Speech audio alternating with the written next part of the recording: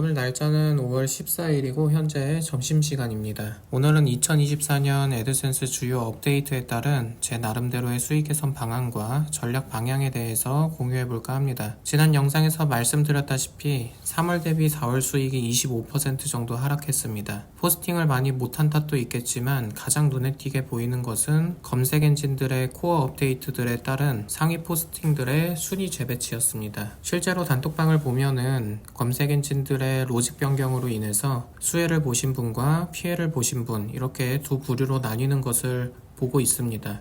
이것을 보니까 확실히 대대적인 업데이트로 인한 결과가 일어났다고 저는 생각을 하고 있습니다. 특히 저와 같이 낮은 트래픽으로 최대의 효율을 이끌어낼 수 있는 광고 클릭 유도 방식으로 운영해 오시던 분들이 적지 않게 타격을 입으신 것을 목격할 수 있었습니다. 저는 현재 유의미한 수익을 가져다주는 블로그가 약 5개 정도가 되고 5개의 블로그 중에서는 광고 클릭을 위주로 한 블로그와 트래픽을 위주로 한 블로그로 나누어서 추이를 보면서 운영 중에 있습니다. 그리고 실제로 광고 클릭 위주의 블로그들의 수익은 많이 감소했고 오히려 트래픽 위주의 블로그들이 수익이 많이 올라간 것을 목격을 했습니다. 총 2개월 동안 지켜본 데이터이기 때문에 나름 검증은 마쳤다고 생각을 하고 이젠 그동안 생각해온 플랜들을 적용하면서 새 블로그 개설과 기존 블로그들을 새롭게 리모델링 하려고 합니다. 특히 구글 코어 업데이트로 인해서 저는 구글 노출에 대한 어떠한 가능성을 보았기 때문에 이 부분을 집중적으로 적용시켜 나갈 것이고 새로운 블로그들의 단장과 애드센스 고시를 끊임없이 진행할 예정입니다.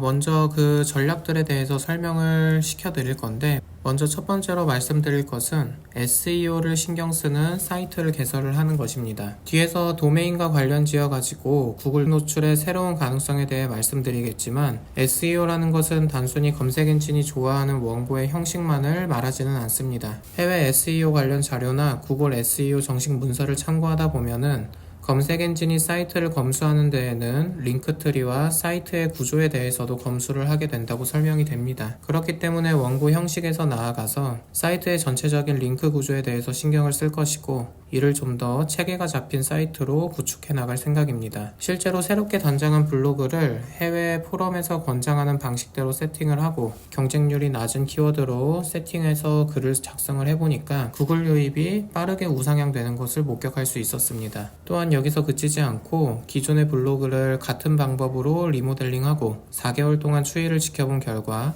꿈쩍도 않던 구글 노출이 현재 조금씩 늘어나고 있는 상황입니다. 어쩌면 이 모든 것이 우연일 수는 있겠지만 새롭게 단장한 블로그는 빠르게 결과를 보았고 리모델링한 블로그는 서서히 결과를 보았으니 제 개인적인 판단으로는 나름 유의미한 결과라고 생각하고 이를 고수할 생각입니다. 둘째로는 CPA 방식 즉 광고 유도를 위한 후킹 원고에 대한 비율을 낮추고 기본적인 SEO 형식에 맞춰가지고 트래픽을 꾀할 수 있는 글의 비율을 높일 생각입니다. 물론 트래픽을 끌어오기 위해서는 경쟁 빈도가 다소 높은 키워드를 작성하거나 신규 키워드를 발굴해야 하는 어려움이 있습니다. 하지만 그간 블로그를 해오면서 나름 상위 노출이나 스니펫에 등재된 원고를 작성했던 적이 있고 수정을 통해 순위를 천천히 올려놓았던 경험이 있는 터라서 이제는 클릭 수익의 효율은 잠시 낮추면서 정보성 글과 트래픽이라는 본질에 조금 더 가까이 할까 합니다. 그렇기 위해서는 긴 글 작업과 적절한 이미지 이용을 주로 하는 질 높은 원고 작업을 할 생각입니다. 물론 이 작업은 처음 블로그를 시작할 때 시간을 많이 들여서 했던 경험이 있지만 클릭 수익을 위한 후킹 원고 작업이 훨씬 쉬웠기 때문에 지금까지 이거를 손을 놓고 있었던 터라서 다시 하자니 조금 두렵기는 합니다. 워낙 가성비가 떨어지고 작업 시간이 길었었거든요. 하지만 CPM 구조에서 균일화된 페이지 RPM이 나오고 있는 이상 해당 작업을 다시 시작해보고 추이를 지켜봐야겠다는 생각입니다. 말이 어려웠었지만 결론적으로는 정성포를 하겠다라는 이야기로 이해를 하시면 될 것 같습니다. 셋째로는 AI를 활용한 글쓰기는 지양할 것입니다. 실제로 저는 블로그 몇 군데에 AI 글을 나름 반자동화로 대량의 글을 작성하고 추이를 지켜본 바가 있습니다. 물론 검증이 끝난 키워드들이었었고 그리고 트래픽이 어느 정도 있는 주제들이었었습니다. 하지만 이게 생각보다 결과가 좋지 않았습니다. 네이버나 구글에 노출이 되기는 하는데 어떤 원리인지는 모르겠지만 검색 순위에서 굉장히 빨리 밀리는 양상을 띄었습니다. 다른 분들의 의견을 들어봐도 AI가 작성해준 글들은 대다수 검색 누락이 되는 사례를 어렵지 않게 발견할 수 있었습니다. 그리고 최악의 경우에는 사이트 자체가 밴을 당하는 일도 있었습니다. 저는 현재 검색 누락이나 사이트 밴을 당하지는 않았지만 AI 글의 대부분은 2페이지나 3페이지에 순위되어 있는 것을 확인했고 이 방법은 더 이상 사용하지 않으려고 합니다. 단 필요한 세 줄 요약이나 테이블로 작성된 비교표 같은 것은 여전히 AI를 활용하고 있고 이 방법은 여전히 유효하니까 AI 툴을 이용해서 통째로 원고를 작성하는 것은 지양하겠다는 것이고 말 그대로 원고 작성을 위한 도구로서 이용하겠다는 의미입니다. 네 번째로는 새로운 도메인의 유치입니다.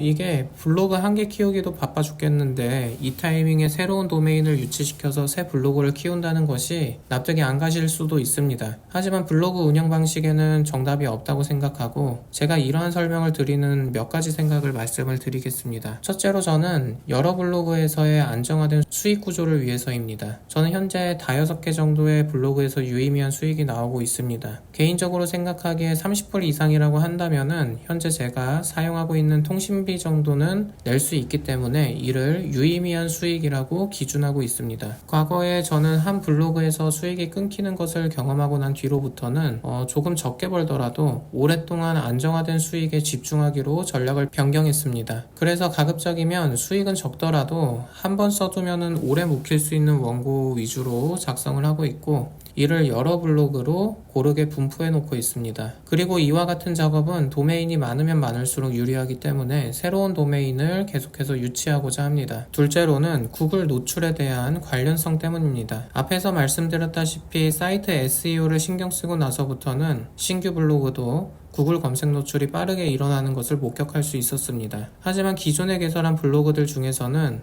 노출이 안 되고 꿈쩍도 하지 않는 것이 많았습니다. 물론 그 중에서 효과를 본 것도 있었지만 그마저도 기간이 오래 걸리고 리모델링 후에 앉아서 기도하는 수밖에는 없었습니다. 그래서 신규 블로그로 효과를 보았다면 이참에 새로운 도메인을 계속해서 유치시키자라는 마음을 먹었습니다. 물론 애드센스 고시가 난이도가 올라간 탓에 좀 애먹고 있기는 하지만 그래도 이번에 2개를 추가로 승인받아가지고 진행 중에 있고 현재 결과는 나름 순항 중이라고 생각을 합니다. 5번째로는 새로운 광고 형식의 적용입니다. 이번에 위도 기반 형식 광고라고 해서 과거에 있었던 텍스트 및 링크 광고가 다시 부활한 것 같습니다. 그때 당시에 저는 애드센스를 하고 있지 않았기에 이 광고에 대해서는 잘 모르지만 들리는 소문으로는 꽤 효과가 좋았다고 합니다. 그래서 일단은 다시 부활해서 생긴 것인 만큼 검증은 필요해 보이기 때문에 일단은 해당 광고를 이용하면서 차이를 좀 지켜보려고 합니다. 마지막으로는 외부 유입 비중을 늘리고 있습니다.